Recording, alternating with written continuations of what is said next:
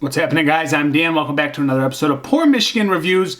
I've got a new beer in distribution in northern Michigan, guys, and it's coming from Sierra Nevada. We know these guys. They're independently owned and family operated for many, many years. They're still one of the last few that remain independently owned. So super cool. I've always liked Sierra Nevada. They've gone back years and years and years, and they've made great beers for a very long time. So their newest offering, guys, is the Juicy Little Thing. Hazy IPA. So this is coming in at 6.5%, and it was packaged on 12/9/22, which happens to be perfectly 2 months ago to the day. I just got this week, so this is coming in at a solid price, $9.99, $10.99, somewhere in that range. That's where you should find it. Should be readily available.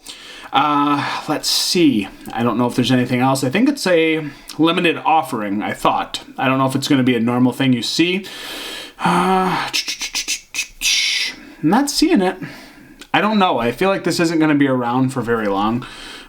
It just might be a new rotational. So we'll stick to that story. I guess I don't really know the backdrop on it, but I'm going to dive in, see what it's about, and share it with you guys. Let's go to this one. This should be very well available for all you guys, by the way. So like I said, very readily available across the country. They reach far and wide. I like Sierra Nevada. They keep rocking it for decades now. So we look at this. Wow, I can smell this coming off right to my nose, actually, as I'm speaking. Smells hoppy, smells juicy, smells fantastic, but look at it. A little bit of that turbid golden yellow, a little bit of dark muddy water. Looks very proper for being that New England style. Hazy, if you will. Very pillowy head sitting on top, about a finger, 2 fingers worth of head. Not sticking too much to the glass, but dissipating a little bit. It's pillowy and fluffy and foamy. Good carbonation stream to the top. Looks like a standard hazy IPA, guys. Let's go to an aroma. Smells really good. Smells super juicy. A little piney too, like honey pine sweetness. Tropical vibes. Stone fruit for a little bit. You got a lot of citrus. It's like grapefruit marmalade, I would say. Like super, super jelly jammy grapefruit. Not just the rind, you're getting the flesh of the fruit, plus a jammy, desserty quality that's very fruit forward. Maybe like some juicy cantaloupe in here as well, like very, very juicy cantaloupe. Maybe peaches. I guess peaches and cantaloupe come to mind. But that grapefruit, very, very predominant as well. Let's dive in, see if it matches the taste, guys. Let's go to a cheers. Juicy Little Thing.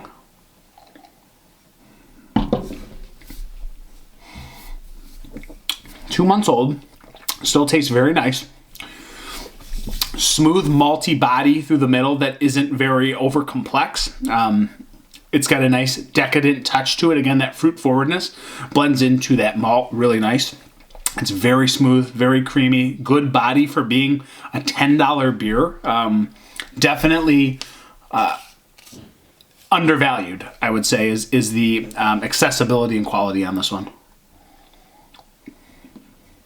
A little bit of honey pine zippiness on the back end, a little bit of bitterness, grapefruit pith and skin, coupled with tangerine skin on the back end, go right into that nice drying bitterness. Not bone dry, but quite dry, coming off that juicy front that, again, has that nice little subtle maltiness through the middle. I think the grapefruit's very abundant. There's a bit of juicy tangerine, like clementine, navel oranges. That cantaloupe, I think, is in there, that like peachy cantaloupe thing through the middle. It does show itself a little bit, but I think there's more like lemon and tangerine and grapefruit through the front and middle as well. So that grapefruit's following. It's following, and it actually turns into bitterness on the back end. It's a crusher, man. It's really good. Again, it's like a $10 6-pack. It's not super fresh. It's 2 months old. It's still quite tasty. You can tell like the hoppiness is still there. There's no oxidation. I like this. Like, it's super well balanced for being like a shelfie beer. You can't really knock these guys because of the price and availability. It's just fantastic. It's all over the place. It's $10 a 6-pack. it's hard to match their quality here for being at that price. I'm actually burping up like a little bit of like dank cantaloupe. Dank, peachy cantaloupe coming off, but I think again we can't overlook the clementine tangerine kind of quality that is juicy, but it has that juicy pink grapefruit through the front and back end. But again, that juicy forwardness on the front, a little bit of that bittering on the back end, but smooth through the middle. Just an absolute crusher for 6.5. It's really good. Wow. It's getting more like herbally and like a little bit chivy guava on the back end as I drink it. But again, it's getting like drier too. Like the hop quality is kind of drying out, and it's like, it's a little bit of like dried out hops on the back end. It's just real nice. And there's almost like a little bit of just like liquid hoppiness to it, if I could say that. I don't know what that means, but it's just like this green liquid hop quality through the back end. I like this beer. It's really good. Again, I can't stress the quality at this price point. Really solid. More than solid. I'm gonna go 4.2 out of 5, guys. It's just really tough to beat this availability, this price point, this quality. Yeah, you should get your hands on this if you like New England styles.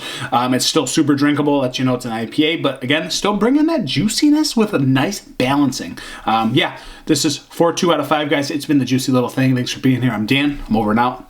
Catch you on the next review. Cheers.